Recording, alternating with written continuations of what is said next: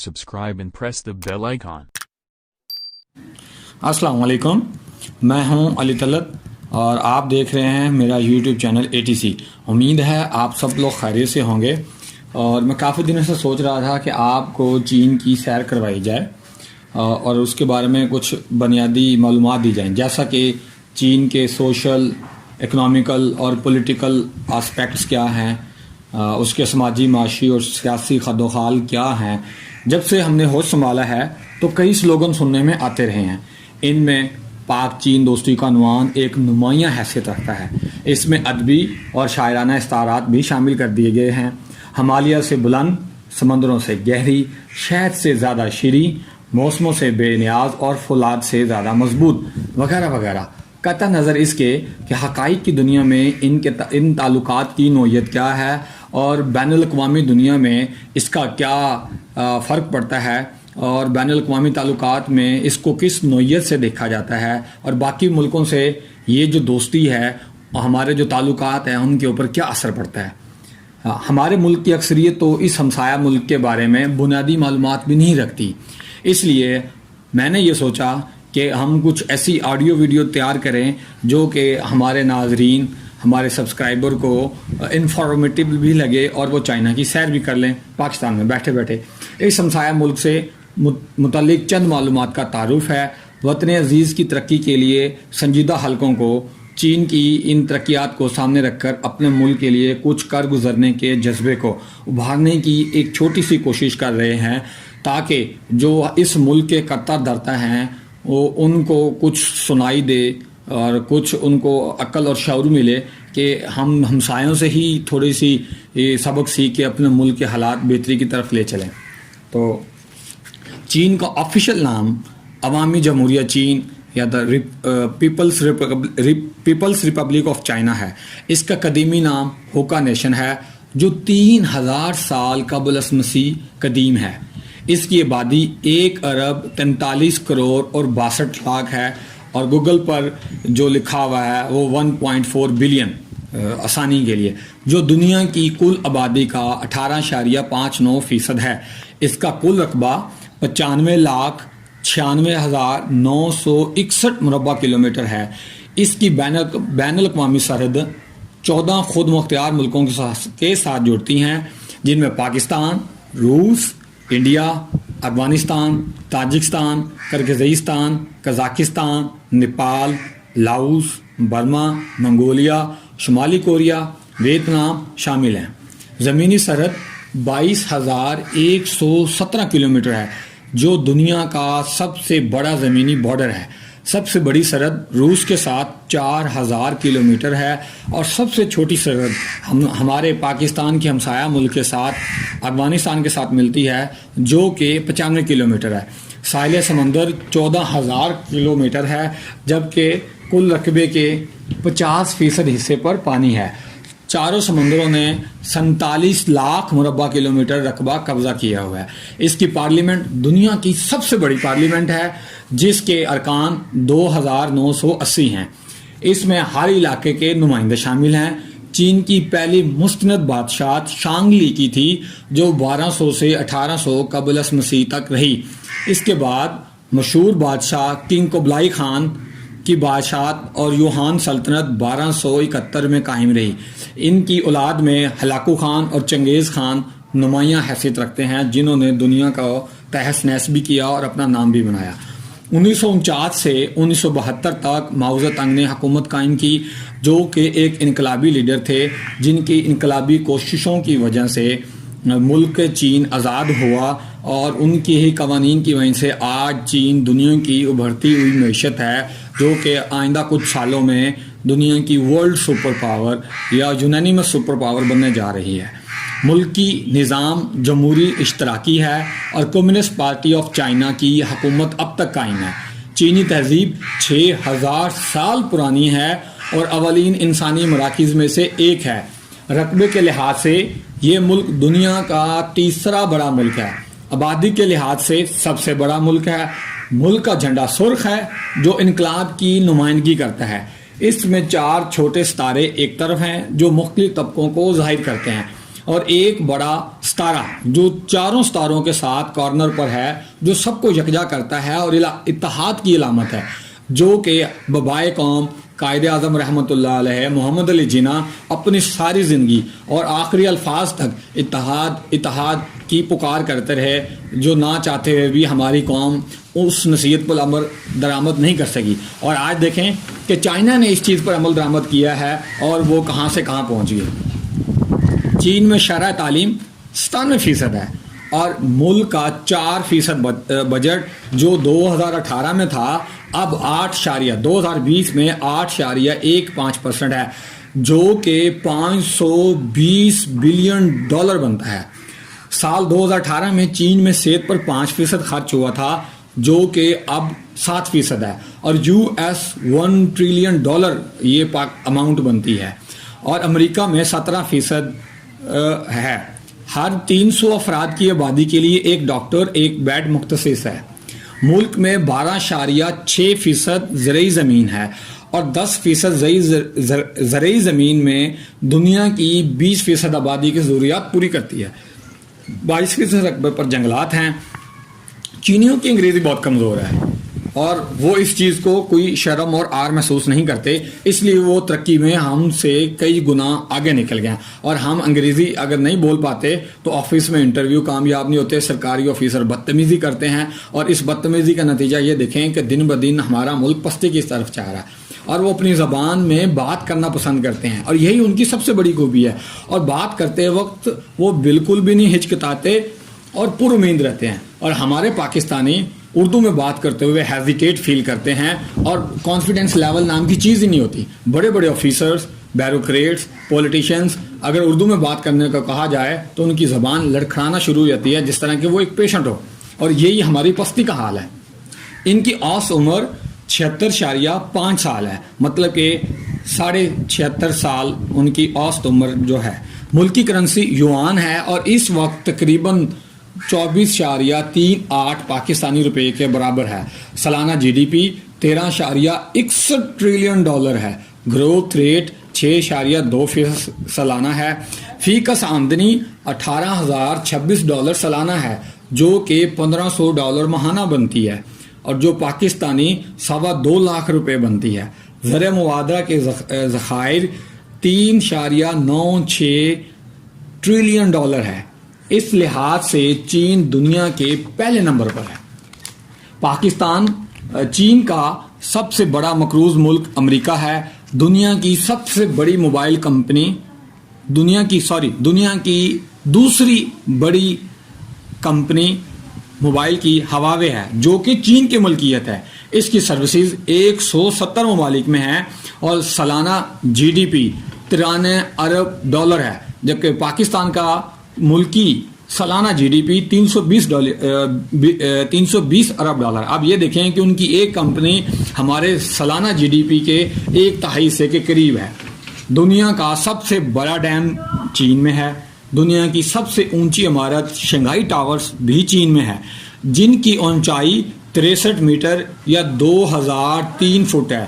اس کی 128 منزلیں ہیں اور دنیا کی دوسری تیز ترین لفٹ بھی اس میں لگی ہوئی ہے، جس کی رفتار 21 میٹر فی سیکنڈ ہے. دنیا کا سب سے لمبا پل بھی چین میں ہے، جس کی لمبائی 164 کلومیٹر ہے. اور پاکستان میں سوائے موٹر وے کے شاید اس کی بھی حالت خستہ ہو گئی ہے، ایسا کوئی روڈ نہیں ہے جو خالی 64 کلومیٹر تک صحیح سلامت ہو.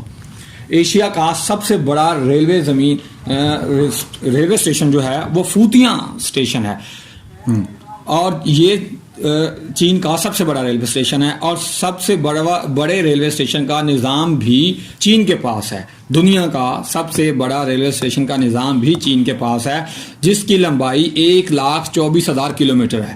اب جو لوگ لاہور میں رہتے ہیں یا وہ لوگ جو لاہور میں پڑھنے کی نیت سے یا سیر و تفریح کی نیت سے لاہور میں آتے ہیں، وہ لوگ پیکو روڈ، پیکو موڑ اور پیکو فیکٹری سے بخوبی واقف ہیں، جو کہ بر صغیر میں برطانیہ کی حکومت میں یہاں چلتی تھی اور ایک پرائیویٹ کمپنی تھی، اور بعد میں یہ کمپنی پاکستانیوں کے شیئرز کے اندر کچھ آئی. اور جب چائنا 1949 میں آزاد ہوا اور 1950 میں یہاں اس پیکو فیکٹری نے چائنا کے ریلوے سسٹم کو 2 ریلوے انجن گفٹ کیے، کیونکہ ان کا جو چائنا کا آزادی کے وقت ریلوے سسٹم تھا وہ ایسٹ والی سائڈ پر تھا، اور چائنا کے کل 20% رقبے کے صرف 20% رقبے کے اوپر ریلوے اسٹیشن کا نظام تھا۔ کچھ لوگ یہ بھی کہتے ہیں 10 سے 20% رقبے کے نظام پر تھا، اور باقی 80% جو ایریا ہے چائنا کا وہ اس ریلوے اسٹیشن سے کٹا ہوا تھا۔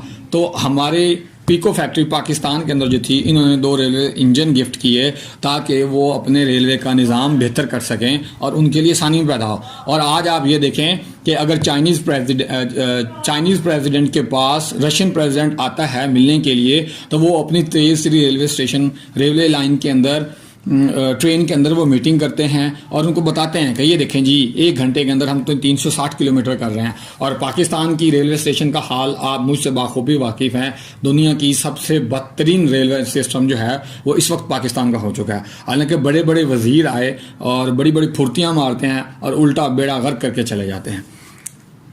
سب سے بڑا بحری جہاز بھی چین میں ہے، سب سے بڑا shopping mall Nanjing golden eagle mall بھی چین میں ہے، جو 5 لاکھ مربع میٹر پر پھیلا ہوا ہے اور 300 میٹر اونچا ہے، جو شہروں میں دنیا کی سب سے بڑی ہول سیل مارکیٹ ہے۔ چین کے پاس 500 ایئرپورٹ ہیں، جن میں سے 463 کے ساتھ رن وے موجود ہے۔ ملک کی 80,000 کلومیٹر روڈز پر جو ٹریفک چلتی ہے وہ بجلی سے چلتی ہے۔ ملک کا سب سے بڑا شہر شنگھائی ہے، جو دنیا کے سب سے بڑے شہری علاقے میں سے ایک ہے۔ جدید تعمیرات میں سے بریڈنٹس اولمپک اسٹیڈیم ہے، ایک جدید ترین اسکائی فائی تھیم پارک 320 ایکڑ رقبے پر بنایا گیا ہے، جس کی سیر آپ اڑن تشتری میں بیٹھ کر سکتے ہیں۔ ملک کی سب سے بڑی یونیورسٹی تین شنگھو یونیورسٹی ہے، دوسری بڑی university city university of Hong Kong اور تیسری بڑی یونیورسٹی چاہوتانگ یونیورسٹی ہے۔ پاکستانی دراز آن لائن شاپنگ اور ٹینلر موبائلز کمپنی میں شیئرز بھی چینیوں کے ہیں۔ Alibaba, Huawei, China mobiles, Haier, FedEx, Dongfeng motors, Fotile, شوہا مائفا motors, Snapchat, TikTok اور یوسی براؤزر بھی چین کی ملکیت میں ہیں۔ الغرض جوتے، کپڑے، کھلونے، ٹیلی مواصلات، الیکٹرانک آئٹمز، زرعی مشینری، اسلحہ، مصنوعی سیارے، ریلوے انجن، ہوائی جہاز، بحری جہاز سب کمرشل بنیادوں پر بنائے جاتے ہیں۔ اگر آپ کو یاد ہو، اب یہ دنیا کی کتنی بڑی بڑی companies, factories, plots, malls China کے اندر ہیں۔ 1980 کی دہائی سے پہلے جب حبیب بینک پلازا بنایا گیا تو یہاں پر جب سینٹرل ایشین، عرب ایمریٹس، ساؤتھ ایشین مطلب کہ انڈیا اور باقی ایسٹ ایشین کنٹریز کے ممالک کے جو لوگ یہاں پر آتے تھے، چاہے وہ امبیسڈر ہوتے تھے، تو وہ لوگ حبیب بینک پلازا کو دیکھ کر حیران آ جاتے تھے کہ پاکستانیوں نے کیا کمال کر دیا۔ اور آج آپ لوگ بخوبی واقف ہیں کہ دنیا ہمیں کس نام سے جانتی ہے۔ چین کی بیشتر تجارت اور تقریباً 80% تیل بحری جہازوں کے ذریعے ابنائے ملاقہ سے گزرتا ہے۔ اب آپ ابنائے ملاقہ کی حالت دیکھیں تو وہ ہر وقت جنگ کی حالت میں رہتا ہے، کیونکہ وہاں پہ امریکہ کے بحری بیڑے کھڑے ہیں۔ Malaysia, Indonesia, India, Thailand, Vietnam, south Korea, north Korea اس ابنائے ملاقہ پر جو 880 یا 990 کلومیٹر پر پھیلا ہوا ہے اور کچھ ہی اس کی چوڑائی ہے، وہاں پر اس خطے کی ٹریڈ ہوتی ہے۔ تو ان سارے ملکوں کا کہنا ہے کہ یہ ہماری ہے، تو اسی لیے وہاں پر ہر وقت جنگ کا خطرہ منڈلائے رہتا ہے، اور چائنا کو اسی بات کا خطرہ اکثر بھی رہتا ہے کہ اگر یہ کسی طرح بلاک ہو گئی تو ہماری ملکی معیشت خراب ہو جائے گی، جس کے لیے اب دیکھیں وہ کیا کرنے جا رہے ہیں۔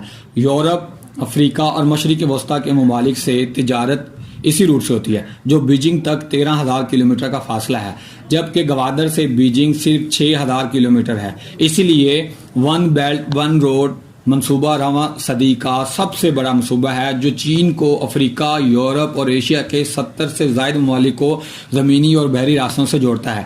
اب تک 900 سے زائد اس کے پروجیکٹس کا آغاز ہو چکا ہے، جن کی مالیت $900 ارب سے بھی زیادہ ہے۔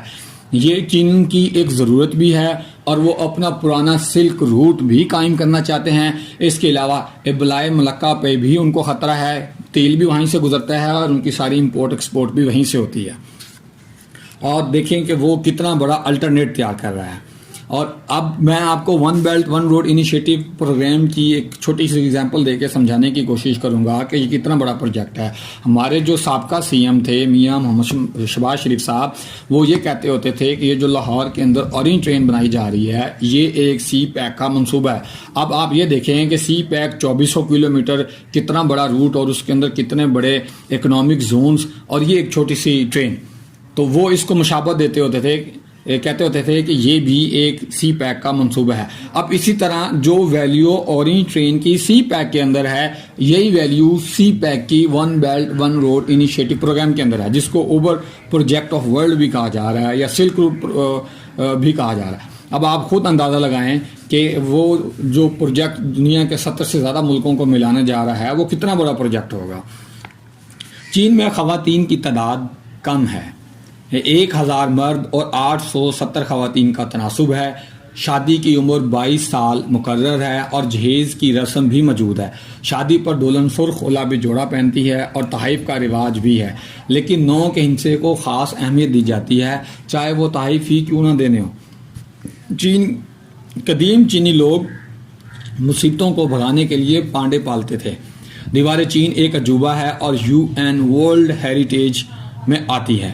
اس کی لمبائی 5000 کلومیٹر ہے. یہ بنجی کے گرد ہے. اس کی مرمت میں پاکستان نے مالی اناندت کی تھی، جس کی تختی آج بھی پاکستان کے نام سے لگی ہوئی ہے. اب آپ یہ دیکھیں کہ کوئی ایسا وقت تھا کہ ہم دنیا کو ایڈ دیتے ہوتے تھے اور آج ہم پوری دنیا سے ایڈ مانگ رہے ہیں. چین پاکستانیوں کو دوست کہتے ہیں. چینی بہت ہوشیار قوم ہے. چین میں نوسر باز بھی بہت زیادہ پائے جاتے ہیں. ملک میں 92 کروڑ موبائل فون صارفین ہیں، جن میں سے 57% آبادی انٹرنیٹ استعمال کرتی ہے. ملک میں سب سے زیادہ کھائے جانے والا پھل ڈوریاں ہے، جو سالانہ 23 لاکھ ٹن کھایا جاتا ہے. پتنگ بھی چین کی ایجاد ہے. چین میں مذہب کو حکومتی سطح پر کنٹرول کیا جاتا ہے. یہاں 56 نسلوں کے لوگ آباد ہیں. 2010 کی مردم شماری کے مطابق ملک میں مذاہب کی تفصیلات درج ذیل ہیں. 52.2% یعنی کہ 73 کروڑ سے زائد کا کوئی مذہب نہیں ہے. 21.9% یعنی کہ 29 کروڑ سے زیادہ لوگوں کا فوک مذہب ہے. 18.2% 25 کروڑ سے زائد لوگوں کا بدھ مت مذہب ہے. 5.1% 7 کروڑ کا مذہب جو ہے وہ عیسائیت ہے. اور 1.8% 2.5 کروڑ کے لگ بھگ لوگ مسلمان ہیں. اب یہ جو 1.8% ہے یہ 2018 میں 2% تھی. 1% 1.5 کروڑ کے لگ بھگ ہندو، یہودی اور دیگر لوگ ہیں. چینیوں نے 71 سالوں میں تقریباً ہر میدان میں ترقی حاصل کی. کام اور ہر فرد کرے کام، محنت، دل جمی، دل لگی، لگن، حوصلے اور شائستگی جیسی خوبیوں کو پوری قوم میں منتقل کر کے یہ مقام پایا. اس کا ایک سنہری اصول ہے کرپشن کی سزا موت. اب ان لوگوں نے جو کام اور صرف کام کا جو منصوبہ ہے، یا کام ہر فرد کرے کام، جہاں تک مجھے لگتا ہے ان لوگوں نے قائد اعظم کا یہ کوٹ جو ہمارے بابائے قوم محمد علی جناح رحمۃ اللہ علیہ ہیں ان سے کاپی کیا ہے. کیونکہ ہم لوگ تو اس پہ عمل نہیں کر رہے، صرف کتابوں میں پڑھا دیا جاتا ہے، نہ سمجھایا جاتا ہے، نہ اس کی لاجک سمجھائی جاتی ہے. آپ کسی بھی بڑے سائنسدان، اسکالر، PhD ڈاکٹر اسٹیبلشمنٹ کے یا بیوروکریٹک کسی بھی بندے سے پوچھیں کہ بھائی اس کو ذرا ایکسپلین کر کے بتائے، تو میرا نہیں خیال کہ کوئی بندہ 1 منٹ سے زیادہ اس کوٹیشن کے اوپر بول سکے. چائنیز نے اس کو سمجھا، پڑھا اور اپنی پوری قوم کو سمجھایا، اور آج آپ دیکھیں وہ کہاں پر پہنچ گئے. اب آئیں تھوڑا سا یہ ساری ڈاکومنٹری کے اوپر جو ان کی تعریف کے اندر کی گئی ہے اس کے اوپر چھوٹا سا ایک تجزیہ کرنے کی میں کوشش کرتا ہوں. چین کی مادی ترقی میں بیکنڈ دور کے باوجود انسانی حوالے سے کئی سنجیدہ مسائل کے وجود کا انکار نہیں کیا جا سکتا، اور یہ بھی حقیقت ہے کہ محض طاقت اور قانون سے ان کو حل کرنے کی حکمت عملی مزید پیچیدگیوں کا سبب بنتی ہے. ایسے میں یقیناً ایسے جامع تصور حیات کا شعور حاصل کرنا آج کی اہم فکری اور سماجی ضرورت ہے، جو انسان اور اس کے اجتماع کے جملہ مسائل کے متوازن حل کی رہنمائی دیتا ہے. کامل ترقی وہ ہے جو انسان کی مادی ضروریات کے ساتھ ساتھ روحانی ضروریات بھی پوری کرے. ایسا جامع نظام صرف قرآن حکیم اور سیرت محمد صلی اللہ علیہ وسلم اور جماعت صحابہ رضوان کی درست تعلیمات میں ہے. ضرورت اس امر کی ہے کہ ہم ارکان اسلام کے باقاعدہ اہتمام کے ساتھ ان سے مقصود اعلیٰ اخلاق بھی اپنے اندر پیدا کریں. درست فکر و فلسفہ، صالحہ اجتماعیت اور جماعت، بہترین لاہ عمل اختیار کر کے یہ کیا ہے، اس سے بھی اعلیٰ مقام صرف چند سالوں میں حاصل کر سکتے ہیں، بشرط کہ ایک ٹیم ورک بن کے ان کی ٹریننگ کر کے، پراپر ٹریننگ کر کے یہ مقام حاصل کر سکتے ہیں. بغیر ٹریننگ کے کوئی بھی پولیٹیکل، ریلیجیس یا سوشل آپ پارٹی بنا لیں، ٹیم بنا لیں اور ان کی ٹریننگ نہیں کریں گے تو وہی حال ہوگا جو اب موجودہ حکومت ہمارا کر رہی ہے. تو اس لیے ٹریننگ ہونی چاہیے جو کہ حضور صلی اللہ علیہ وسلم نے اپنے صحابہ کرام کی ان کی سیرت نبی ہمیں پڑھنی چاہیے. اس سیرت نبی پڑھنے کے بغیر مسلمان اس دنیا میں کامیابی اور ترقی حاصل نہیں کر سکتے. مجھے امید ہے آج کا ٹاپک آپ کو ضرور پسند آیا ہوگا. اگر آپ لوگوں کو کسی بات کی کوئی سمجھ نہیں آئی، کوئی پوائنٹ کلک نہیں ہوا یا کوئی سجیشن اور کوسچن ہے تو آپ کومنٹ باکس میں ضرور مینشن کیجیے گا. میں اپنی اولین ترجیح میں آپ کو رپلائی کروں گا. جزاک اللہ. اللہ حافظ.